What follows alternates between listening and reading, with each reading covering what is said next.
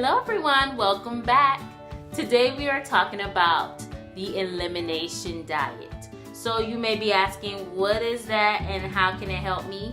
If your baby has eczema, this can help you. Stay tuned.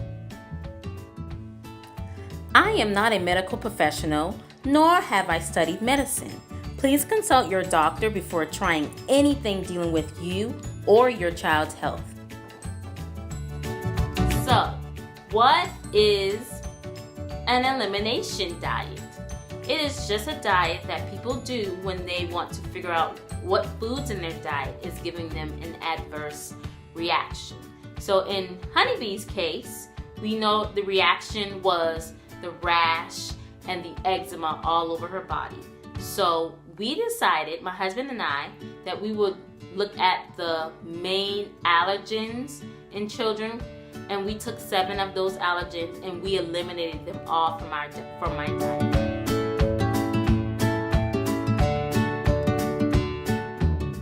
How I implemented the elimination diet. So we can start off by just first identifying those foods that you would like to eliminate. So for us, it was the most common allergens, and those allergens consist of eggs, nut, wheat, gluten, peanuts, dairies, shellfish, and soy. Yours may be tomatoes or potatoes. Tomato, potato, get it? Funny, not really. But anyways, those may be the things that you want to go ahead and eliminate. So you will start by identifying those foods and then eliminating it completely from your diet. And that also means you have to look at some of the things that are in foods that you're already eating that may contain the items. So I can tell you from experience that soy and dairy and even wheat were some ingredients that in like little things like little nougat bars that I was eating that I had to completely cut out. So I had to cut out everything that contained those items and then the items itself.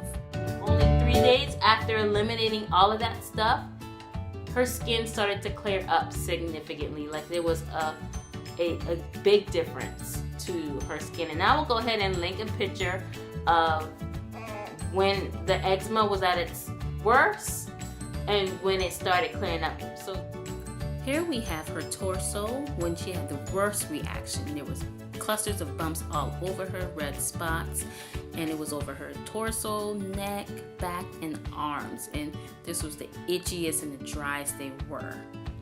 And then it slowly transitioned to where after I eliminated 3 days later, the bumps had cleared, but the red patches did stay a little longer, but they eventually cleared as well. And her skin looked smooth and healthy again, with the exception of the red spots.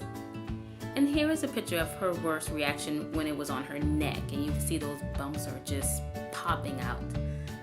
And then here again, after those 3 days of doing the elimination diet, how her skin just started to clear up. This can be a really tough time for your baby as far as the itching and dryness. So I'm gonna go ahead and link my video for my DIY natural eczema cream. It is the best. She was so relaxed and calmed and soothed with this cream. I'm gonna go ahead and link it here so that you can go ahead and have it. Number 2 on our list is reintroducing the eliminated food. So what you would like to do first is introduce one food at a time all by itself.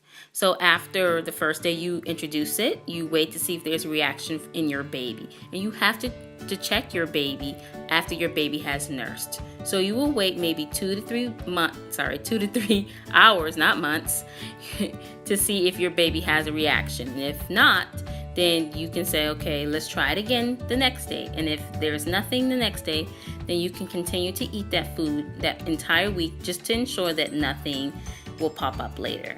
And if not, that means that food is good to go.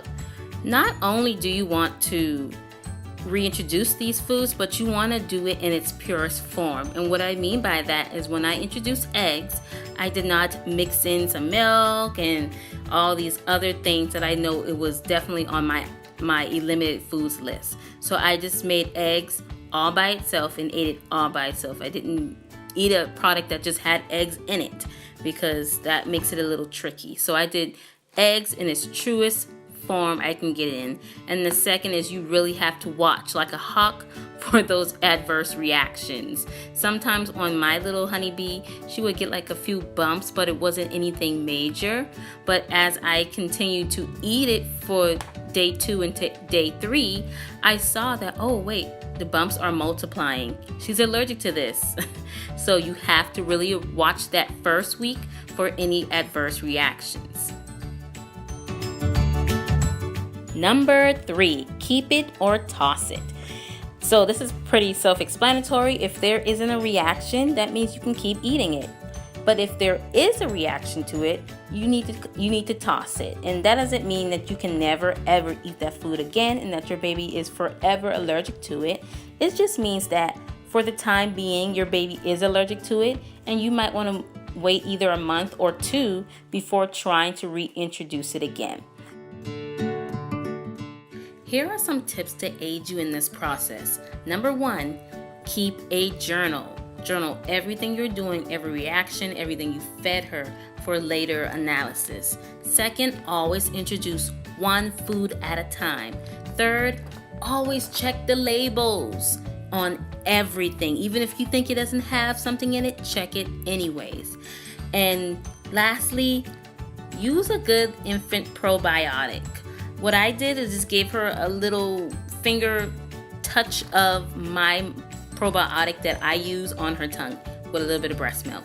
That's it. Remember, consult your doctor before trying any of this. I hope this video has helped you in some way in aiding your baby's eczema and just testing out the gut to see if that is your cause. Thank you. Subscribe, like, comment if you want. See you next time. Bye.